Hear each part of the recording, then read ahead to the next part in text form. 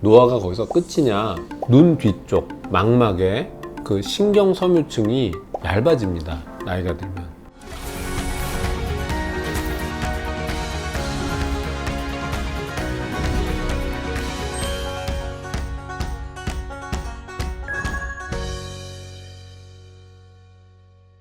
지난 시간에 이어서 이제 우리 눈에 노화에 따른 일반적인 변화를 말씀을 드리려는 건데요. 흰머리가 생기고 주름살이 생기듯이 눈 안에 수정체가 하얗게 변색이 되는 백내장이라는 것도 옵니다. 55세에서 65세까지에는 다 온다라고 이해하시면 되고요. 조금 안타까운 분들 오실 때 있거든요. 25년 전에 한쪽 눈 백내장 수술을 했다. 근데 그때 너무 고생하고 아팠다, 힘들었다. 그래서 그때 반대쪽 바로 하라는 걸 안 하고 25년간 참았다. 그분 수술을 해드릴 수 있을까요?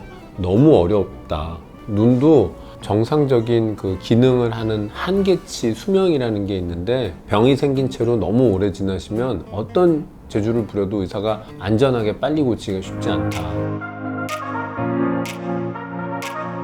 그 백내장은 뭐 비교적 요새 아시다시피 수월하게 고쳐지는데 노화가 거기서 끝이냐? 눈 뒤쪽 망막에 그 신경 섬유층이 얇아집니다. 나이가 들면. 근데 생각해 보시면 우리 몸의 모든 신경 조직은 퇴화가 일어납니다. 만 4세 정도가 되면 성인과 비슷하게 신경층들이 다 온몸에 갖춰지고 조금씩 노화는 일어나죠. 우리가 치매라고 하는 알츠하이머병, 뇌의 인지 기능과 관련된 부분에 특성 단백질들이 쌓이면서 이제 변성이 되고 기능이 떨어지는 거잖아요. 근데 이 알츠하이머병이 특징적으로 이 망막, 눈의 뒤쪽에 있는 신경섬유층이 얇아지는 경향을 보인다는 보고도 있어요. 인지 기능이라는 게 결국 기억력, 판단력 이런 것들인데 거기에 기초가 되는 정보가 어쨌건 감각신경에서 들어와야 되잖아요. 시력이나 청력이 떨어지면 어떤 인지, 판단 등등도 나빠질 수밖에 없으니까 그런 문제들이 좀 생길 수 있다고 보여집니다. 파킨슨병은 손해라든지 이런 데에도 영향을 미치고 위축이 일어나는 거거든요. 근데 손해는 운동 중추의 역할도 일부 해요. 그래서 파킨슨병이 걸리신 분들의 경우에는 처음에는 이제 표정 같은 것들이 어두워지고 이렇게 웃고 이런 걸 잘 못하고 감정 조절도 당연히 안 되다가 나중에는 이렇게 손을 흔들면서 느릿느릿 걷는 이런 것들도 같이 나타나거든요. 그래서 조금은 다른데 뭐가 됐든 간에 신경으로 이루어진 뇌 조직이 찌꺼기들이 쌓이면서 얇아지고 위축되는 거죠. 자, 그럼 똑같은 게 눈에도 있을 수 있잖아요. 눈도 뒷부분, 망막, 거기에 연결된 시신경은 뇌의 앞쪽에 있는 부분이라고 볼 수 있거든요. 빛이 들어오고 전달되고 하는 것을 처리하는 10개의 신경섬유층들이 쭉 있는데, 세포층들이 있는데 그 신경세포들의 두께가 얇은 25%에 해당하는 사람들이 치매 발생 빈도가 좀 더 높다라고 하는 그런 통계가 분당 서울대병원에서 나온 적도 있어요. 황반변성이라고 하는 거 많이 들어보셨잖아요. 나이가 들면서 황반부에 찌꺼기 같은 것들이 축적이 되고 쌓이면서 뭔가 기능이 떨어지고 얇아지고 혈관도 자라고 뭐 이러는 거. 사실 그게 치매 때 뇌 회백질 부분에 아밀로이드 단백질 뭐 찌꺼기들이 쌓이면서 신경섬유 조직들이 축소되고 위축되는 그거랑 기전적으로는 똑같은 거죠. 황반변성이 심한 분들의 경우에는 치매에 대한 것도 분명히 조심하고 예방을 해야 될 필요가 있겠죠.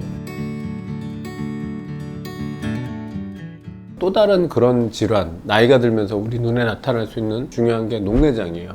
우리나라는 안압, 눈의 압력이 올라가서 생긴 녹내장보다 안압은 정상인데 신경이 약해서 망가지는 녹내장이 훨씬 많아요. 77%쯤 된다고 하는데, 그럼 안압이 정상이기 때문에 겉으로 검사상 드러나는 어떤 뭐 증상 같은 게 잘 없는 거예요. 특히 녹내장은 서서히 진행하는 경우가 많기 때문에 주변부 시야가 조금씩 어두워지고 있다고 해도 잘 모를 수 있는 거죠. 심지어 한쪽이 많이 나빠졌어도 모를 수 있는데 그게 이제 말기쯤 되면 확 느껴질 수밖에는 없어요. 근데 녹내장의 치료가 결국 뭐냐면 안압을 낮추는 것밖에 없거든요.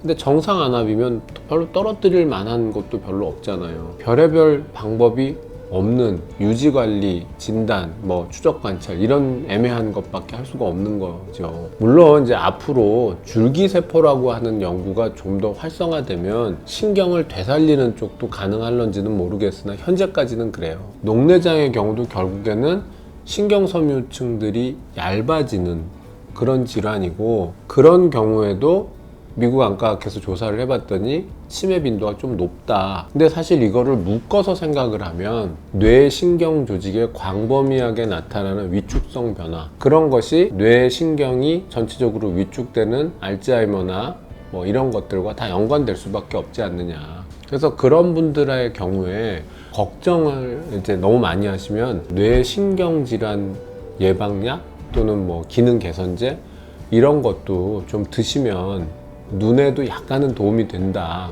해로운 거는 없다. 저는 이제 그렇게 말씀드려요.